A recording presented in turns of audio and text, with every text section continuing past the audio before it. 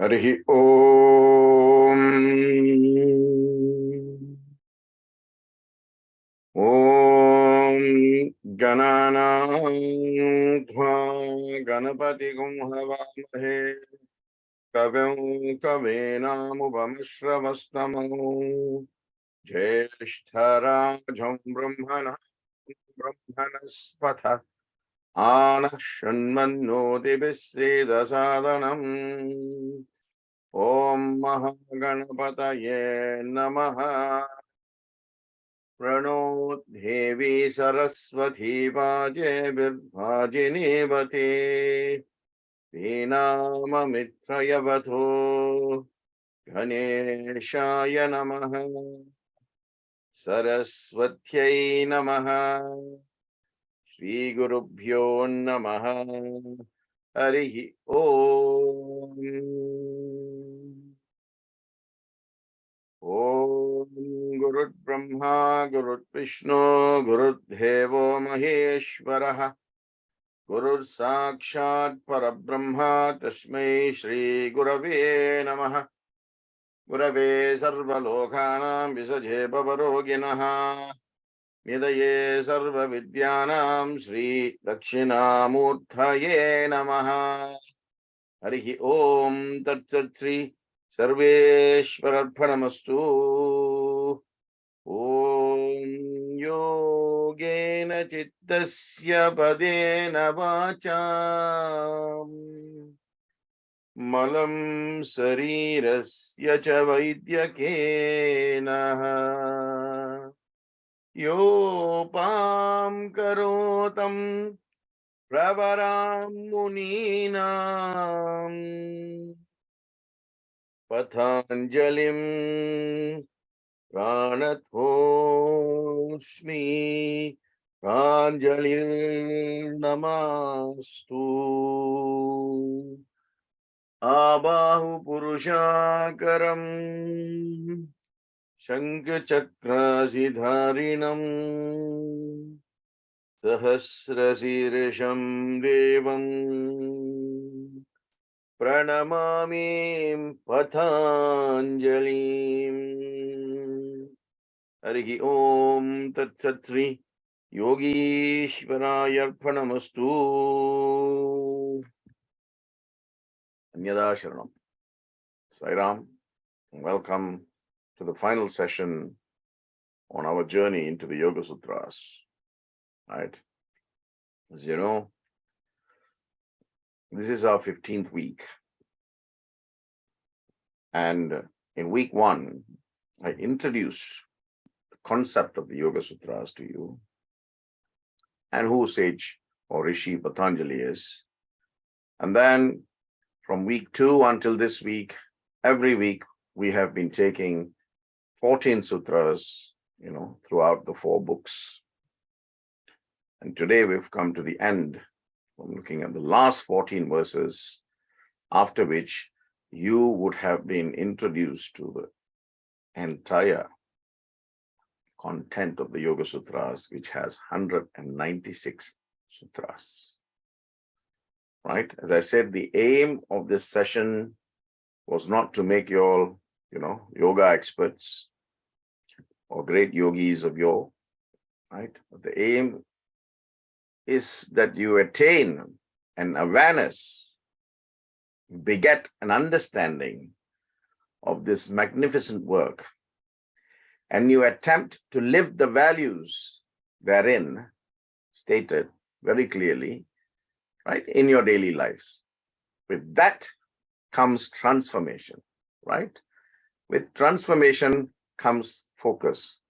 With focus, you get alignment between your mind, body, and spirit. And with alignment, you get samadhi. Right? It's very simple. That is the process, right? So today we're looking at verses 183 to 196.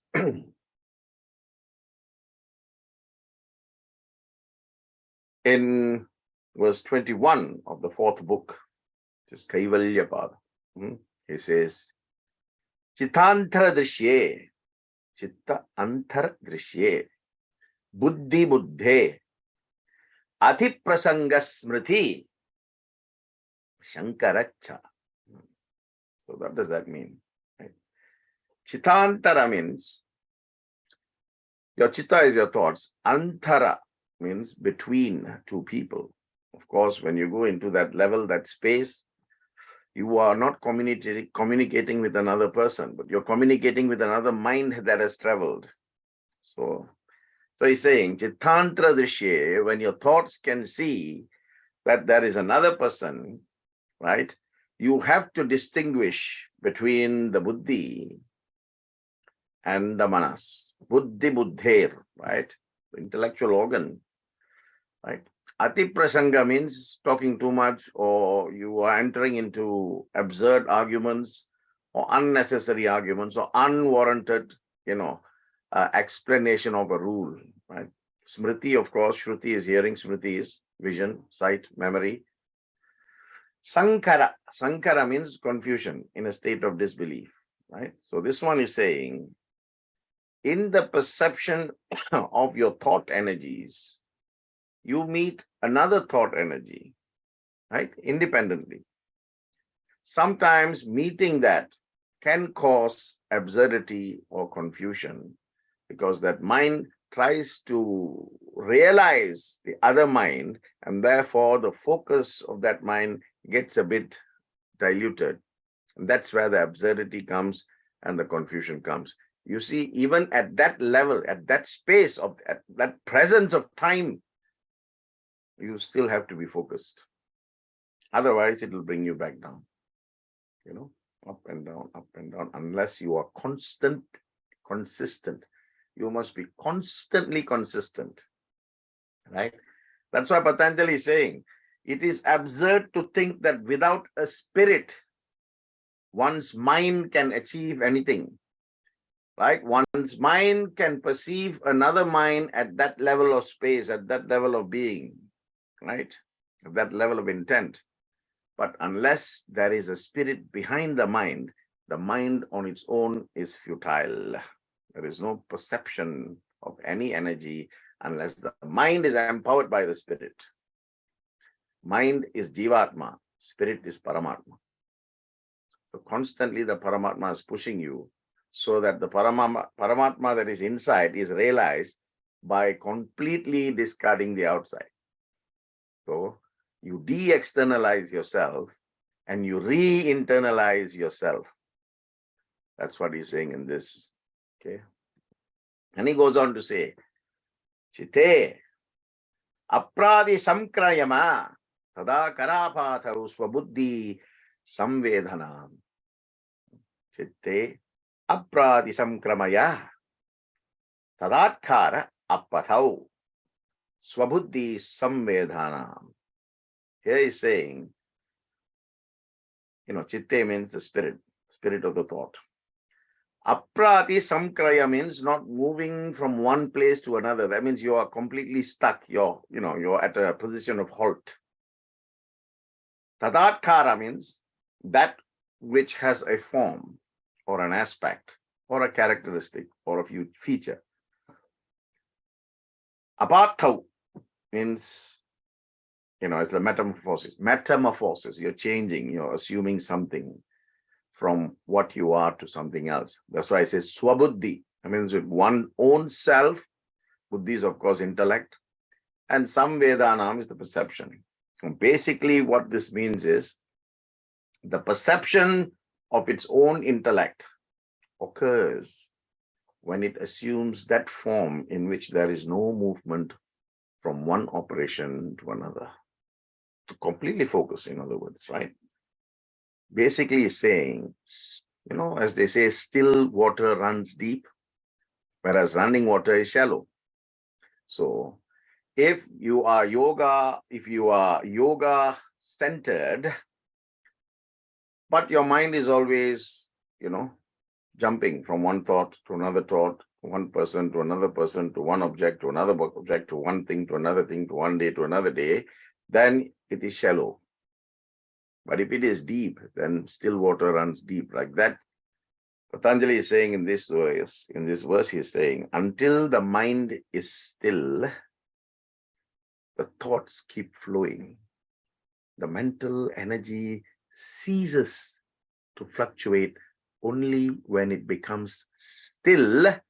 And at that point, you can actually see your intellect. Mind and intellect meet. And then the mind becomes absorbed into the intellect. Like hand, mind, glove, buddhi, intellect. Hand must go into the glove, right? Like that. Otherwise, at that level, you feel that your intellect is somewhat part of a homogeneous consciousness, So it's not going here, it's not going there. You're stuck there because you see something similar to yours and you're trying to make sense of that. So your journey gets stopped. And at that point, you either, spiral downwards, you stop spiraling upwards.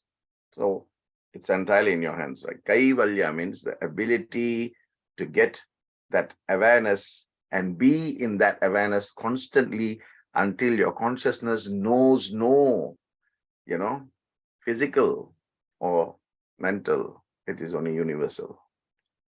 So nice verse, this one, verse 22. And then he goes on to say, Drishthil drishya, uparaktam chittam samvartham. Drishthir drishya. Drishthir, the perceiver. Drishya, the perceived. Right? Drishti, the vision. Right? So drishti, drishthir, drishya. Right? Drishthir drishya means the perceiver who perceives. Uparaktam means subject to some existing prejudice, right? Chittam, of course, your thoughts. Sarvartham. Sarvartham is sarva artham, means whatever you are evaluating, whatever you are balancing, whatever you are trying to make sense of. So here he's saying your thoughts, which are prejudiced, is only prejudiced by the perceiver and what he is perceiving. And in that process of the perceiver perceiving, he is also evaluating. So he gets drawn into that, he gets absorbed into that energy, and therefore he loses concentration. You see how Patanjali is trying to tell you the same thing in so many different ways, because many people will understand the same thing, but in a different way. So here he's saying the same thing, but in a very, very, very different ways. So the spirit should not be subjected to operations that include analysis, conclusion, action, all that. The spirit cannot be confused like that.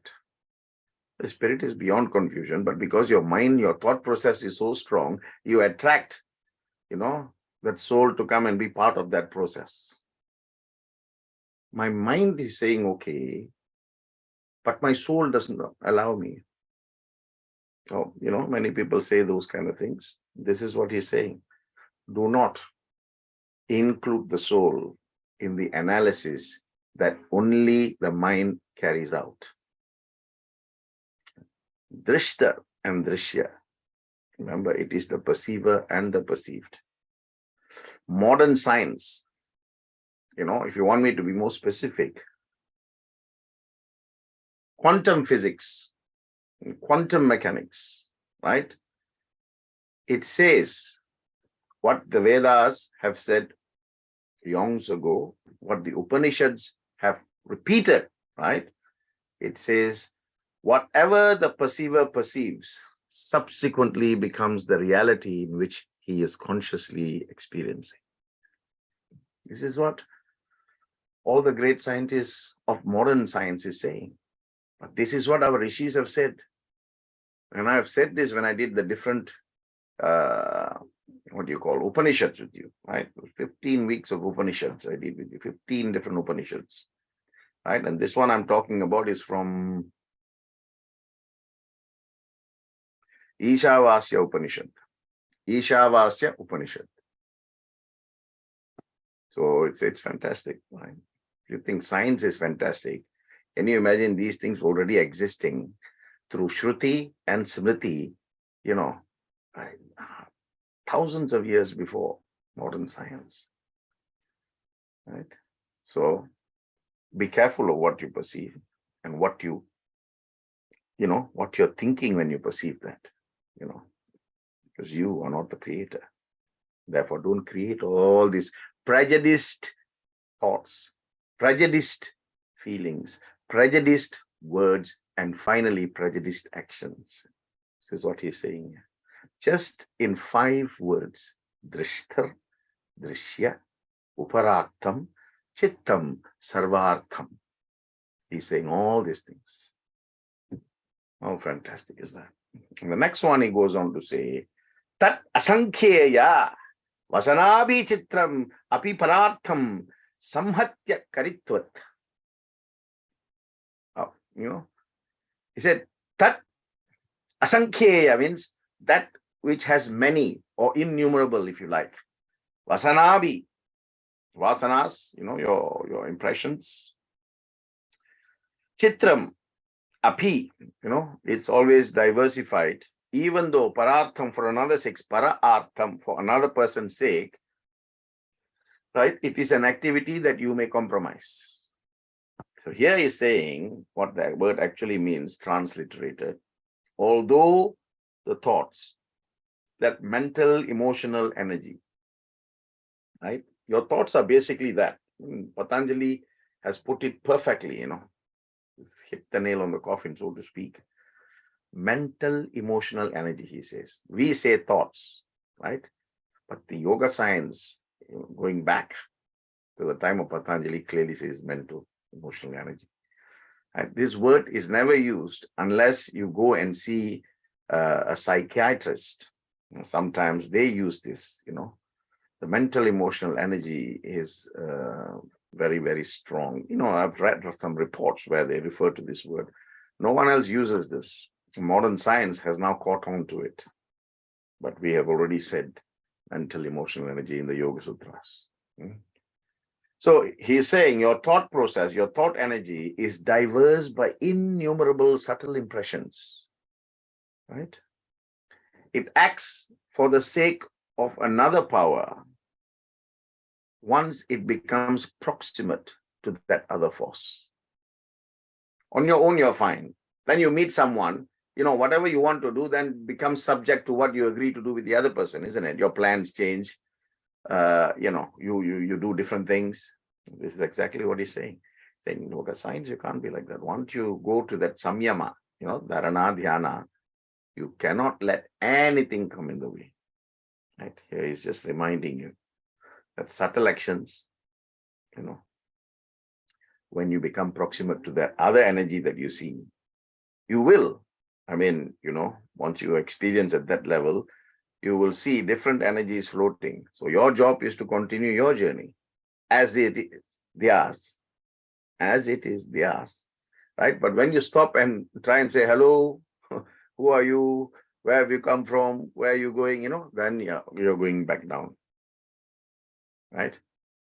Moods, urges, feelings, thoughts, perceptions, visualizations, sense of sound, sense of all that can bring you down.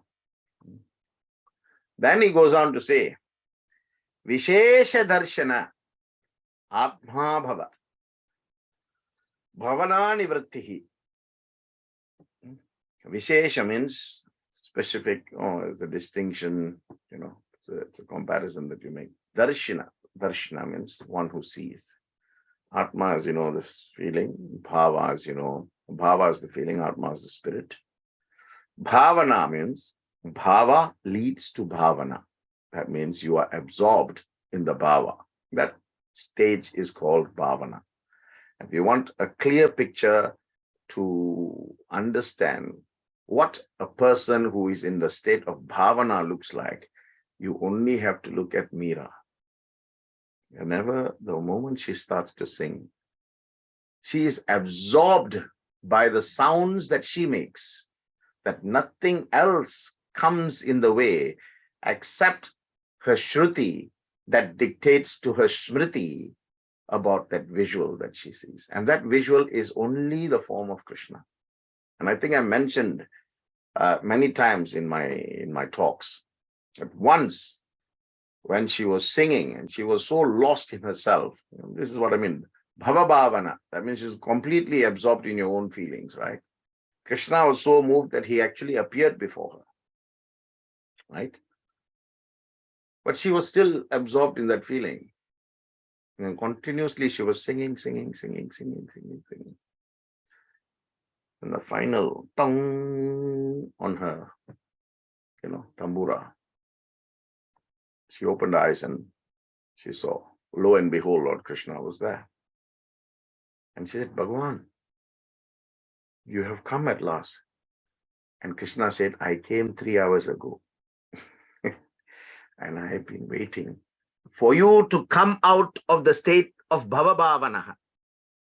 This is what Maharishi Patanjali is saying. When you are at that level, in that space, in that time, you have to be absorbed in your own feeling of merging with the Paramatma. Right? That's when you get the final word. He said, Bhava Bhavana Nivritti. That means total stopping of everything that the thought can do. Total stopping of the operations of the mental, emotional imagery. Right? So be in that. Inculcate this feeling of Bhava Bhavana in whatever you do in God's name, for God, And the same thing, if you're serving people in the name of God, you have to be absorbed in that Bhava Bhavana.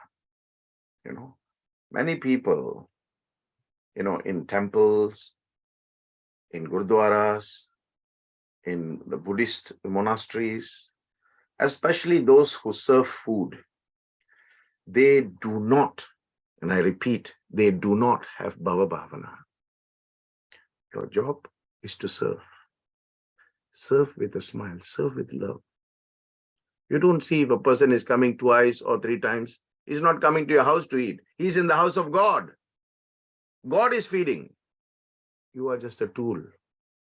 You can't say, we cannot give a lot. We can only give this much. Why you have come twice? Because you do not have the sense of Bhava Bhavana. Smile and say, happy, eat. If other people's property you have a problem giving, can you imagine your own property? This is the problem, right? This Bhava Bhavana has been repeated 17 times in different verses. One of the most repeated phrases, right? A yogini or a yoga has to sort out, the distinction between his spirit and his thoughts. He has to transcend the proximity of these two elements. Then he is in a state of Bhava Bhavana. Otherwise, he is caught by feelings, by emotions, by thoughts, by prejudice, by discrimination, by continuously distinguishing. Then you're not going to progress. So he continues to say, Tada hi viveka nimnam. Tada hi viveka nimnam kaivalya bhagbharam chittam.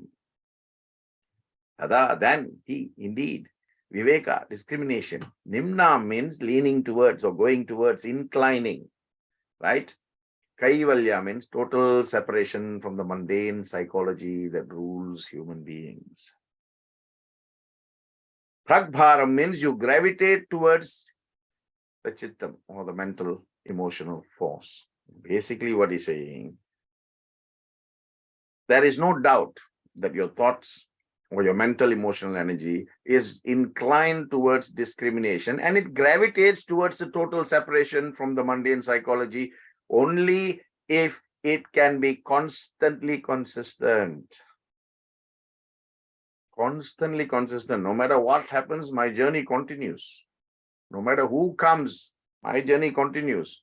No matter what, when, why, who, where, how, my journey continues. Then you will gravitate towards the total separation of thought from mundane psychology of that very thought. The yogi has to achieve this in order to transcend, right? It does not come about by wishful thinking or by, fanciful recitation or incantations of different mantras. Only a higher state of yoga can achieve this.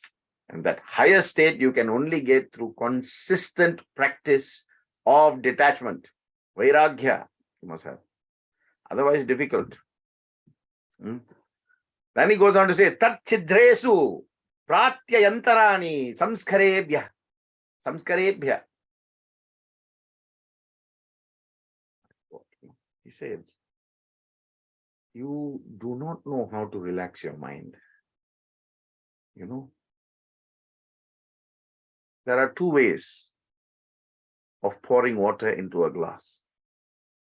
You can just take a glass and you just pour like that. So everything that is the bottom comes up. Or you can tilt the glass a little bit and tilt the pouring element a little bit, and you can, pour it at the tip where it goes and flows lightly. The water level rises, but the residue remains at the bottom. He is very clearly saying, a relaxed mind is like that. Whatever goes in does not bring out all the residual thoughts. This is the subtle impression that you should create as a yogi. That chidreshu means where the mind is completely relaxed and not completely stressed by that focus that it needs to have. You have to lose consciousness. Lose consciousness means lose consciousness of the fact that you're focusing. Because if you focus on the focus, then you're already focused on something and not going beyond. Focus is a process. Once you go past that process, you're no longer focusing on the focus because you passed that process, that stage. Right? Pratyaya means your conviction or your sense of belief, your impression, your inner impression. Antarani means in between two. Samskarabhya means subtle impressions. So relax the mind. When you relax the mind, you relax the body. When the mind and the body is relaxed, the spirit is relaxed. When the mind is tensed, the body is stressed, the soul is pressed. Remember, release, release. This all only comes through practice, right? Hanam esham klesavatuktam. Here he's saying, Hanam, like this, Haranam. So Hanam, Haranam means killing off, complete removal, right? Isam means all these. Kleshavad means, klesha means afflictions, afflictions of what? Afflictions of your thought. Uktam, number one, that's what you must do. So he's saying, I have stated authoritatively, Uktam. He's saying the complete removal of these thoughts can only happen if you do not lose the object of the exercise. Many times I have been sitting in workshops and I've led workshops where, after the 10 or 15 minutes of dhyana exercise or practice or meditation, I ask the people, so tell me your experience. Oh, brother, I thought I could never do 10 minutes. So the focus is on the 10 minutes. Some will say, oh, I could sit still. So the focus was on sitting still. I'm trying to get someone to tell me I was in a different space. I was taken to a different sphere. But the focus is, I could feel the tightness of my shirt. So the focus is on the shirt, right? I was meditating, but, I kept thinking back about, whether I'd locked the car, if the car is safe in the car, those kind of things. So the focus is that. So here he's saying, all this must be completely removed. Only then the elimination of your thought afflictions cease. Otherwise, those afflictions, those consequences, those ramifications will come back. So that is a personal struggle, right? God is there, but each yogi has to master that himself. If you keep looking for God outside, you will never find him inside. Once you find him inside, there is no existence externally because you have merged. So don't be preoccupied in merging with something external. Yoga is going within. That's why mind, body, spirit. Through the mind, you control the body. Once you control the body, you latch to the spirit. That's why the mind is not independent without the spirit at the back. In between, you have this body. That's the whole problem. Because it stops the connection. There's a direct connection, but it's completely latent. You have to make it patent, and then you have to make it potent. Then you will rise, rise, rise, rise. And you stop when you want to, right? Then the next one he goes on to say, Prasamkhyana api akusidasya sarvartha vivekyayate dharma megha samadhihi. My God. Here he's saying, Prasamkhyana means in the abstract space that you are meditating in, right? Even at that stage where you can see things, this I'm talking about metaphysical level, right? Metaphysical level, you can produce things. Because you've gone to that level, you are no longer, in that space of buloka, where to get something, you must actually go and buy it or procure it from somewhere. At the metaphysical level, whatever you want, the mind can bring it before you. That's why you see Swami can materialize, because at that level of metaphysics, there's a chain there. Because you are not attached to it. Everything that is materialized is forgiving. Nothing he has used for his own self. Nothing. Nothing on himself. But as you can see, many gurus, right, not mentioning any names, they are full bedecked with jewels and gold. Because you are attached to it. So he's saying here, akusidasya means you cannot have interest or gain in any material nature in any way. Sarvartha. Vivekyatha means you must use discrimination. Viveka is discrimination. Khyayate means the supreme sense of discrimination. What? Dharma megha samadhi. Then only you can get the beneficial results through the dharma of not being attached, and you get samadhi in the end. Right? Even in that sense, in that level where it's telling you, what do you want, sir? What do you want? You can get what do you want. That's where he's saying you must use vivekyayate. That means super discrimination. And still say, no, I'm not interested in you. I'm going beyond you. Going beyond you. This is still quality control, as I always say, right? They will throw things in front of you and see, are you going to be subsumed by this moha vasanas? Moha means desire, vasanas means impressions. Right? So they'll throw this in front of you. And at that point, if you get stuck, yes, you get some siddhic powers, but that's it. You cannot go beyond that. Once you're already attached to that, then you go back to ground zero and start again. Fantastic. That's why they say dharma, artha, kama, moksha. This is called the purusharthas. For purusharthas. Dharma is the right conduct, right way, right thought, right process, right thinking, right words. All that comes under dharma. Dharma, artha. Artha means material possessions.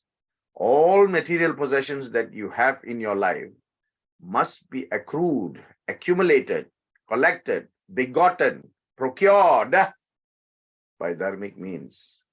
That is the first two, dharma, artha. Then kama and moksha. There's no connection between the four, but these are four schools of thought. The first two you connect, and the second two you connect. Dharma you connect with artha, I've just explained.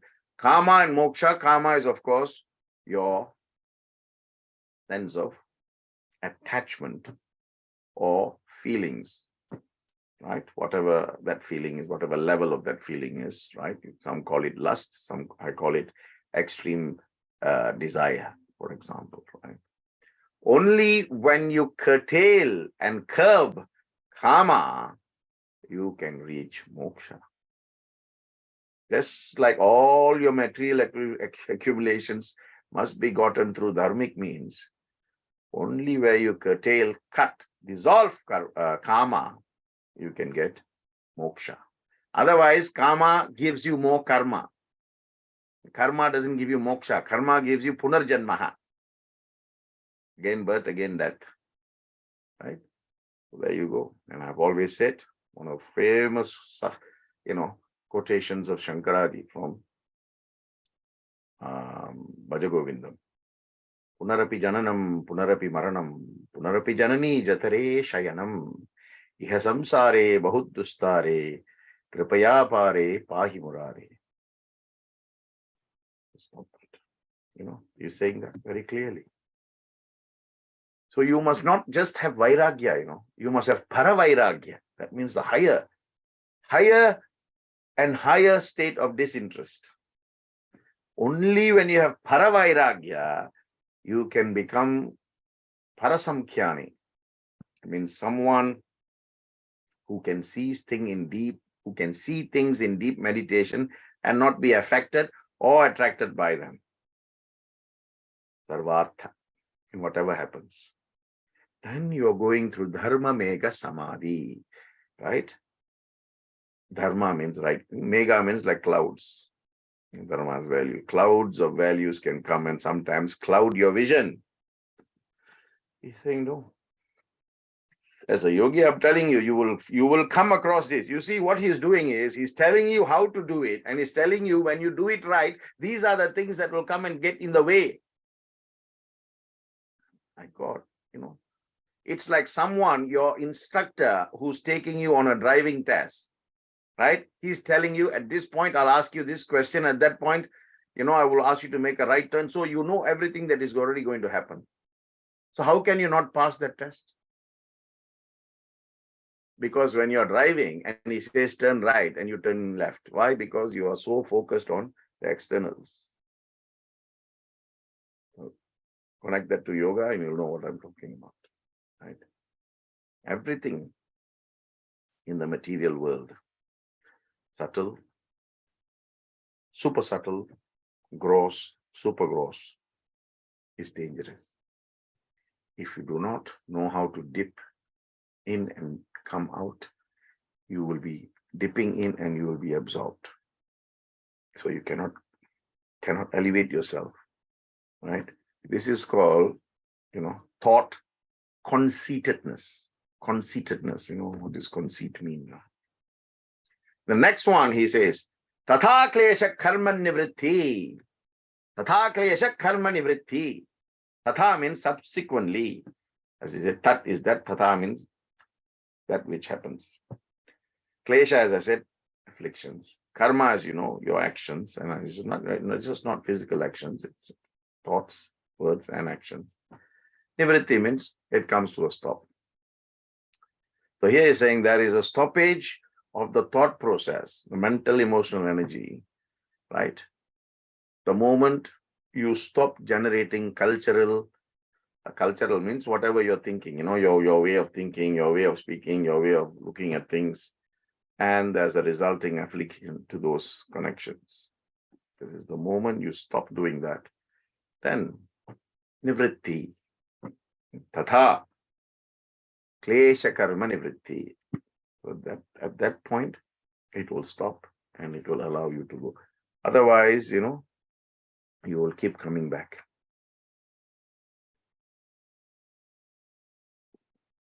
I told you this story once where this Shishya, when an asks his Acharya, his Guru, how do I get commitment in focus? I mean, he's asking not how to focus, he's asking how do I get a commitment on focusing on the task at hand. So he said, there is another guru who's very good at this. So I'm going to send you to his ashram. I'll give you a note, give that to him, right? That's a letter of reference, if you like. And you can stay there for 1 month. After that, you'll be very committed. So this man went. The Shishya went to that Gurukulam and he gave that letter and did the namaskar prostrations, and the Guru read the letter and he said, okay, you can stay with these boys in that hut, but every day you must come and sweep, this different huts, and you must wash all the patras, that means all the things, utensils. You must do it once in the morning, right? And once in the evening before the day ends. The man was doing it morning, evening, morning, evening, morning, evening. Then one day he said, if nighttime I'm doing it already, why master is asking me to do it again in the morning? And in the morning I wash, it's clean. Some of these things are not used, yet he's saying wash them all again. So I'm doing repeatingly, I'm duplicating my efforts. So one day he asked the master, he said, Guruji, nighttime I wash, it's all very clean and dry. Morning I go, they are still clean and dry. Why am I washing them again? He says, and the Guru says, what you see and what exists in reality are two different things. If you focus on what you see, you will never latch with what the reality is, right? Nighttime, there is a lot of dust that you cannot see, that have accumulated in daytime, that subside at night. So you wash in the morning, then you use it and you wash at night. And you wash in the morning and you wash at night. He said, you know what I'm asking you to wash? You are focused on the utensils. I am focused in your mind. Wash out your mind and all the kleshas in your mind, all your thought afflictions, morning and night, morning and night, day in, day out, day in, day out. That is why I say. Then only you become committed to the sense of focus of your object. Otherwise, you get back into that cycle. Tatha sarva avaranaha malaphetasya jnanasya anantyat jnanam malpam. Tatha sarva avarana malaphetasya jnanasya anantyat jnayam alpam. This means tada, then. Sarva means everything. Avarana means darkness. I've said this before, it's not a new term. Mala means impurities. Phetasya, mala phetasya, removal. Right? Now, this is where I like to stop and explain the concept of the japamala. The japamala, like malas, you have 108. Right? Japa means to repeat either the name of God or Om or some mantra. Mala means dirt. Impurities is the exact meaning here. Mala petasya means the removal of impurities, impurities in your thoughts, words, and impurities in actions, right? So japamala is used by repeating the name of God, right? Om Gam Ganapataye Namah, Om Gam Ganapataye Namah, Om Gam Ganapataye Namah. And that is a science of how you use it, right? Whether it's put internally or externally, and whether you move it towards you or you move it away from you, right? Many people get confused about all this, but there is a way to do this, right? And you never go across that. There is a what I call the chudamani, means the end where there is a little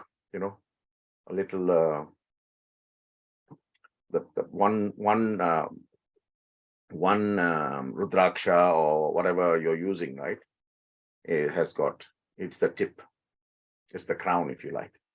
So you never go across it. You go back and you go back, you go back, you go back like that 108 times. So japamala is used in that way to remove the impurities of thoughts that manifest as words, and that results as actions.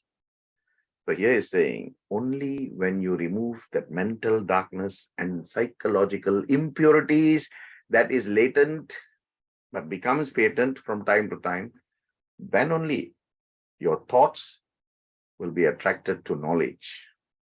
Once it becomes knowledge, it is no longer thought. Wow, fantastic. This is the link he's drawing here. Wow, it's a different. It takes you completely, like I said, with scientific, like a scalpel, just cutting. What Adi Shankaracharya did in Bhaja Govindam, Maharishi Patanjali has done exactly the same in Yoga Sutras. Exactly the same. If you want to draw a parallel, it's a straight line. Right? So the scientific analysis of the relationship between the Jivatma and the Paramatma can be attained through the understanding, analysis, and application of what Shankaracharya said in Bhaja Govindam, or conversely, through what Maharishi Patanjali has said through the 196 verses of Yoga Sutras. The choice is yours. This is a buffet. Choose, eat, digest, and then produce the right effect. Right? If you eat too much, what will happen? You will produce some effect that is not the right effect. If you eat too little, you will be hungry some more, so that will produce a different effect. So exercising viveka, I just told you about viveka, is substantially important, vital, significant. Then he says, Tatha kritat anam parinamakrama sammaptir gunanam. He is saying, the subtle material natures, once it fulfills its purpose, aim, or objective, right, then it stops looking for other things already.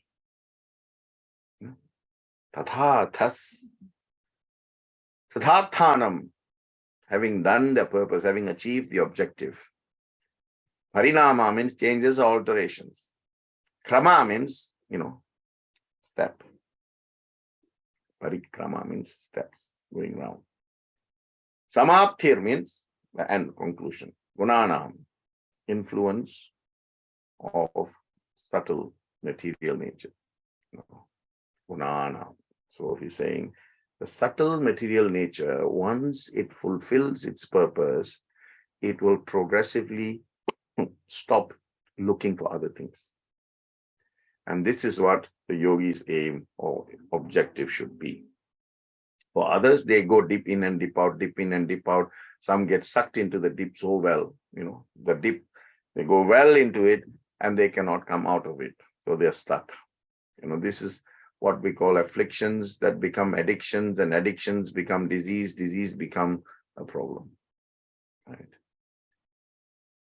So he says in the penultimate verse, he's saying, Shana pratiyogi parinama aparantha nigrahaya kramaha. Nigrahaya kramaha. Shana means that moment. Shanam. Shanam I've used before this word. Pratiyogi. The connection, the corresponding part, the counterpart, the other side. Parinama means change. I explained this before. Aparantha, anta means end. And that end comes. Nigrahaya. That means clearly you can see. Krama means process. So the process of which moments are a shanam, moments are a counterpart, and which causes the alteration, comes to an end and is clearly perceived. That moment is all you need. So can you imagine if you're not focused and that moment passes you, then again you have to go around the whole circle, and then that moment will pass you again. This is a continuous cycle, right? So if you don't grab it, that eureka moment, then you go back in the cycle. Punarapi jananam, punarapi maranam, like that.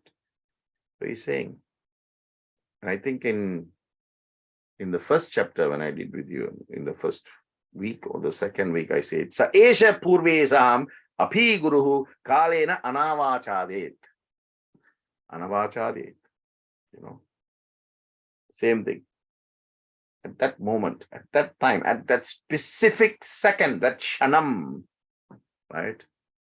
Everything changes for the person who completes that process.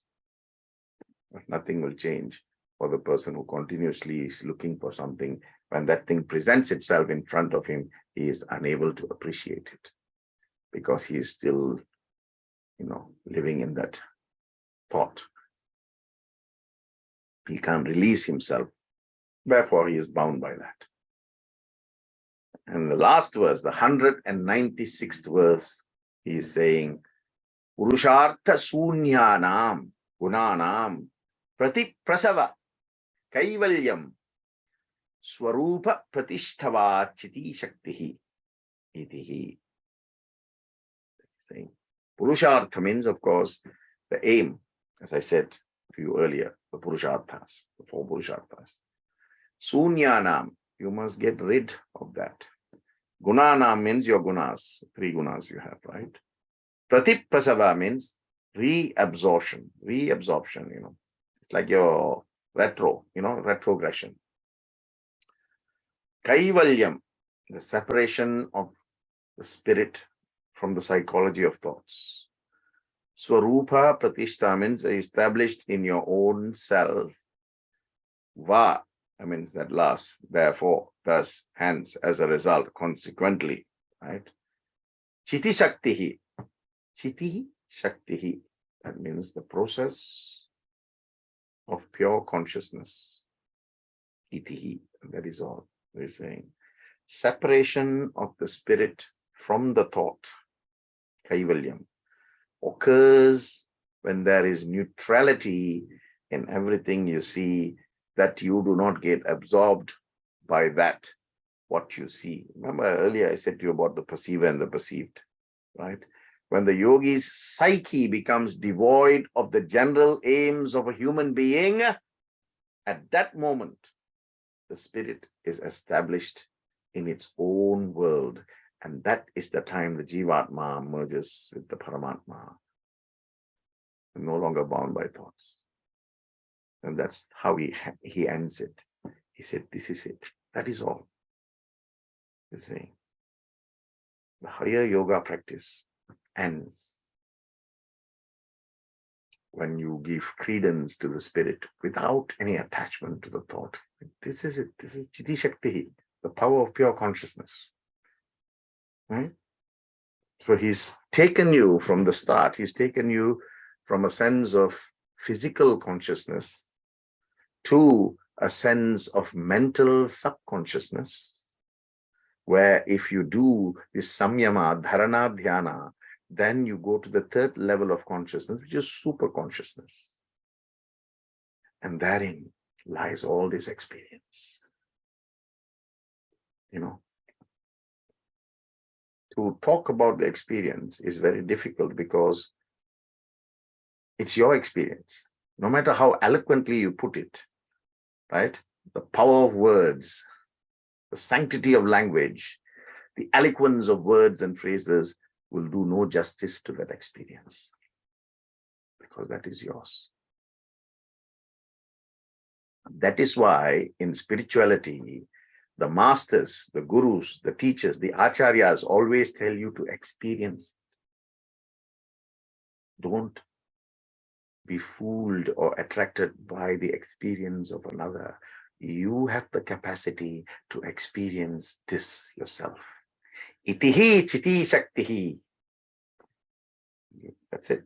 That's all it is, he's saying, right? So that brings us to the end of all the suttas, the 196 verses that we have covered in the last 15 weeks. And if you have been attending every week, it is a great journey, right? And it's a fantastic commitment to you, for you, by you, so that you are not you anymore. You become it, right? And what is it, IT? internal transformation. That is IT, not information technology. Well, in a sense, it is information. Take knowledge, not technology. Information I am giving, you take knowledge, and from that knowledge, you get internal transformation, IT. Right? Do not press Control, Alt, and Delete. But save as. I'm talking IT to you. So before I start the final summary and consolidation, I just want to ask if anybody has any questions with regards to the final 14 shlokas that we've started. Or I can just continue to give a review / consolidation, and we can save the questions when I finish. Another 10 minutes or 15 minutes max. Right? So I think I'll do that. Right? The Yoga Sutras, which we looked at, right? We looked at 4 books that contains 196 sutras, right? That's how to connect to God through yoga. God here is the energy. That energy is the primordial force. That's called the universe. So universal energy, you call it Paramatma, you call it Brahman, whatever you want to, right? So the first book is Samadhipada. This is telling you the basis of yoga, what yoga is, and what enlightenment is, simply, right? That had 51 sutras. Okay. Then the second book we looked, it is called Sadhana Pada. Sadhana means, of course, what you practice. So the relationship or the connection or the link or the nexus between the student and the higher consciousness. There is no master, right? This one had about 51 plus 4, 55 sutras. Then the third book, called Vibhudipada, is the dedication to the sadhanas that you have undertaken. So practice and self-discipline. This is all Vibhudipada spoke about, 54 plus 2, 56 sutras on this. And finally, Kaivalyapada, which we began, just over 2 weeks back. Liberation. Kaivalyam means total liberation from suffering. Suffering means what? Suffering means from the concept of birth and death, right? Because what should be born and then die once and then never be born again? It's your thoughts. So he's saying, the moment you kill your thought, there is no rebirth for thought. You don't have rebirth anymore. 34 sutras, and the last 14 we looked at today, right? See, you must remember the underlying current of these Yoga Sutras is the spiritual process of reconnection. Reconnection, not connection, reconnection, because the connection is already existing, right? But it is completely superimposed by all other things that is materialistic. Subject and injected by stress, tension, worldly desires, all of that. So this is trying to take off all that and finally leave you to how you were when you came into this world, right? Sutras, as I said to you, are little teachings that is used to communicate a concept which you can take, understand, and apply, So 4 books: Samadhipada, Sadhanapada, Vibhudipada, and Kaivalya, right? For Samadhipada, I remember telling you, focus on 2 things, right? One is Vairagya, sense of determination, and Abhyasa. Abhyasa means repeated practice. That's what you got to do in Samadhipada. So the 51 sutras were just talking about this in different ways, right? Sadhanapada is asking you, to focus on the 8 stages. Ashtanga yoga, Ashta Anga yoga, Ashta, 8 Anga means part, yoga means, the union of mind, body, and spirit. Yamas niyamas, asana, pranayama, and pratyahara, first 5 stages, right? Only when you manage to master and conquer these 5 can you go to the last 2 that will lead you to the 8th. The 8th one is not a stage. Remember, the 8th one is a consequence, the end result. 7 and 8, 6 and 7. Dharana, dhyana. The 3 is called samyama. So what is ethical standards? Yamas. Yamas, I said to you, you have ahimsa, satya. Right? Ahimsa is non-violence, satya is truth. Asteya, theft, no theft. Brahmacharyam, moderating the senses. So you must have a sense of brahmacharyam in controlling your senses. And aparigraha means non-possessiveness. Nothing is yours. You're only a temporary owner. That's it. Even the life you have is temporary. Then once you master these 5 ethical standards, then you go to niyamas, self-discipline, right? Shaucha, self-purification. Santosha, contentment, happiness. Tapasya, self-discipline, right? Swadhyaya, self-study. Ishvara pranidana, surrender to Ishvara. I think there's one, once I just spoke on Ishvara pranidana in one of my, the weekly reflections. Asana is the practical physical poses, Padmasana, Ingasana, all these, right? Poses. Poses are tools. You must use the right tool to get the right effect, right? So you cannot, for example, use a saw to pull out the nail. You have to use a hammer and the other side of the hammer to pull out the nail, or a plier to hold and then, beat it up like that. Different tools will give you different results. Asanas are tools, physical positions, postures, poses.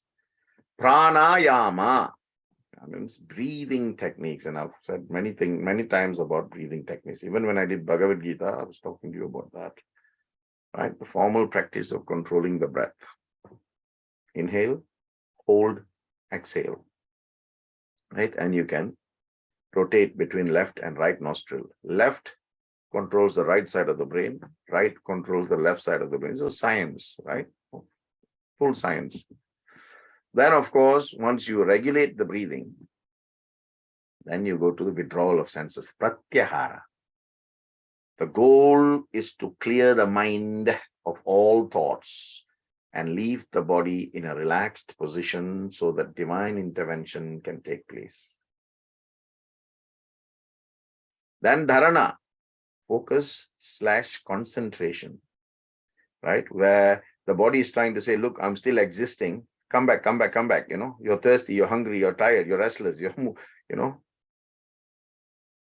act of holding, bearing, wearing, supporting, maintaining, retaining, keeping back the memory and the thoughts from the focus of what you want. That will push you to dhyana. Dharana pushes you to dhyana, and being completely absorbed, what I said today, bhavabhavanaha, will lead you to samadhi. Absorption into the object of the focus of what you're looking at. Then, of course, Vibhuti-pada tells you how to remain focused in that process. We looked at 56 verses on that. And finally, today, we finished Kaivalya-pada.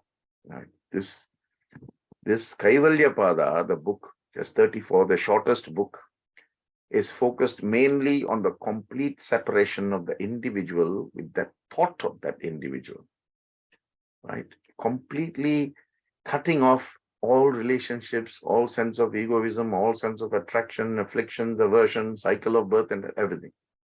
Once you get that, then you become a Kevalin. A Kevalin is a yoga, one who has achieved, mastery of the yoga. So he's called a yogin or a Kevalin. This is complete liberation. Then, of course, the last book, the Kaivalya, focuses on 4 qualities that you need to develop as a result of, reading these things and practicing yoga. Of course, yoga needs to be practiced. If you can't practice, every day you should meditate. Swami says in his 9-point code of conduct, sit silently. That means what? Not sitting silently, watching news or reading a book or something. Sitting silently means sit and silence that mind. That's what he says. That's what he means. Right? Attitude of friendliness. That means, unconditional love, which the second character is compassion. The third one is encourage virtues. And the fourth one is resist impurities. These 4 things must come when you're going through Kaivalya Pada. Otherwise, you're not going to move. Okay. And I also want to remind you about the 7 spiritual laws.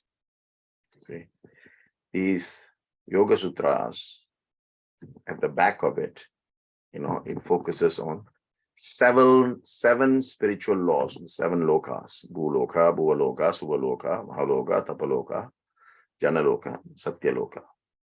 Right? So what are the 7 spiritual laws that every person who wants to take up yoga must realize and attach themselves to? The first one is called the law of pure potentiality. You must understand that you have that potential to be without limit. That brings you, once you have that understanding, then the second spiritual law means you must understand about the law of giving and receiving. This is the universal energy now telling you. Don't just receive. In fact, don't even think of receiving, just give. And this is what Krishna said, when you do my yoga shema, I will look after you. What some more you want? So the second law. First, understanding that you and only you have the pure potential within you. And to awaken that pure potential, you have to give to the universe without expectations. Otherwise, the third spiritual law will come and say, karma will affect you. The law of karma. Once the law of karma hits you, the law of least effort will take place. That's the fourth spiritual law, right? If you stay above, then the law of least effort says you don't have to do much. Freedom in your thoughts, freedom in your words, freedom in your actions. Love in your thoughts, love in your words, love in your actions. Non-violence in your thoughts, non-violence in your words, non-violence. That's all you need to do. That is the law of least effort. I'm not asking you to go and dig the ground and plant a seed, but plant the seed of love. Unconditional love in every heart that you meet, in every one that you see, in every mind that you come across with. Then yes. Otherwise, you get sucked into the fifth law of spiritual universe. That is the law of intention and desire. In a quiet state of mind, you slowly dissolve all intentions and all desires. You get stuck into it, then it's difficult. But still, right? The sixth law of spiritual universalness talks about vairagya, or the law of detachment. You can detach. 100% you can, because you have the pure potential. Right? If you remove the external gloss, and you will see your true self, and you realize your true potential. And that is the ultimate pinnacle. The seventh spiritual law of the universe is the law of dharma.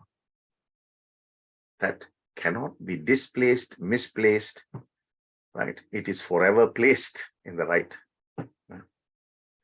Everyone has a purpose, right?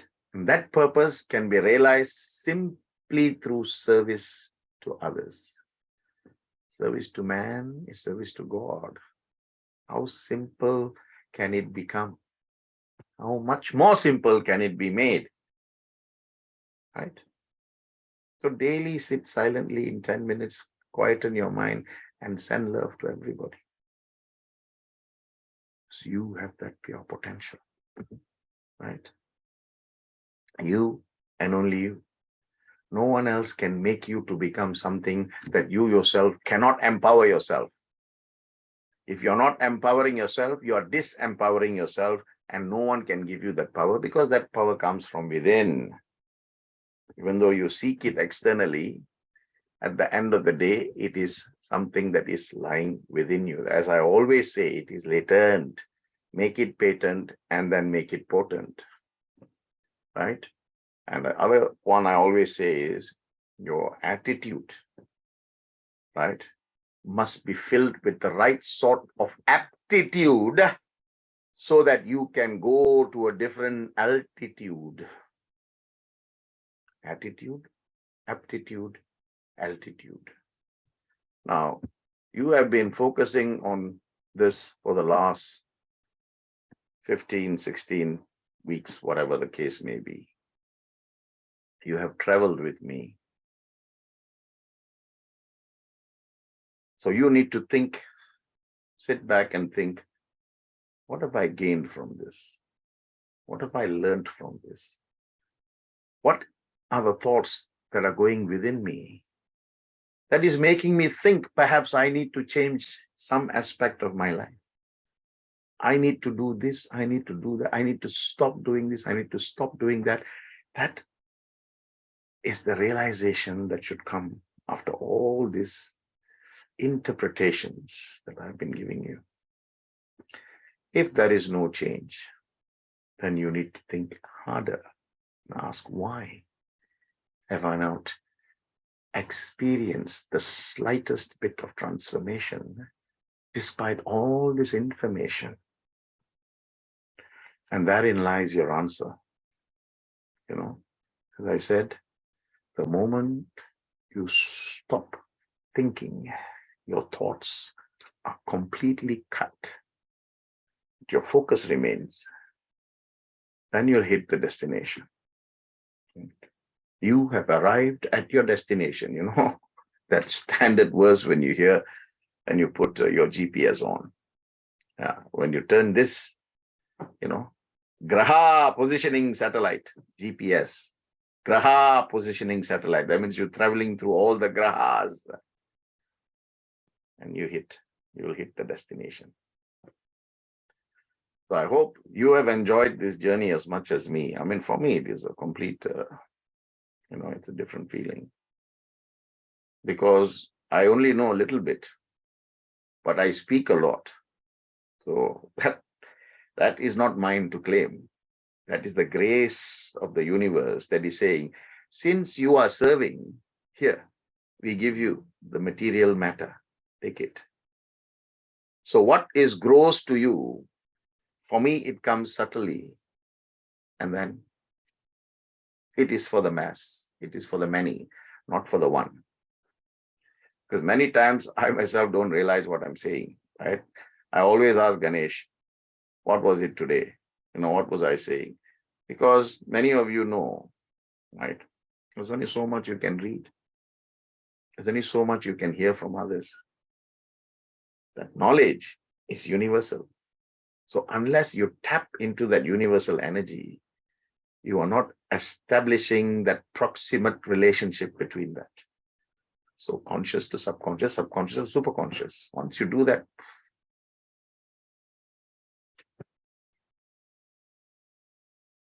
once somebody asked me, brother, if you can do this, then why aren't you rich? I said, what you look for and what I look for are two different things. You look for becoming rich externally. I look to enrich myself internally. So I am very rich. You just can't see it because it's internal. You are rich. I can see it because, yes, you have 3 cars, 4 houses, 2 wives, 17 children, those kind of things. So there we are. What you seek, the perceiver and the perceived, that's what you will get, because that visualization is what you will translate into information that will come back and you will experience it. Okay, so Anyada sharanam nasti tvameva sharanam mamaha tasmat karunya bhavena raksha raksha. Saishvaraha, Sarveshvaraha, Yogishvaraha, Sarvadevata, Pyo Namo Namaha. Sai Ram.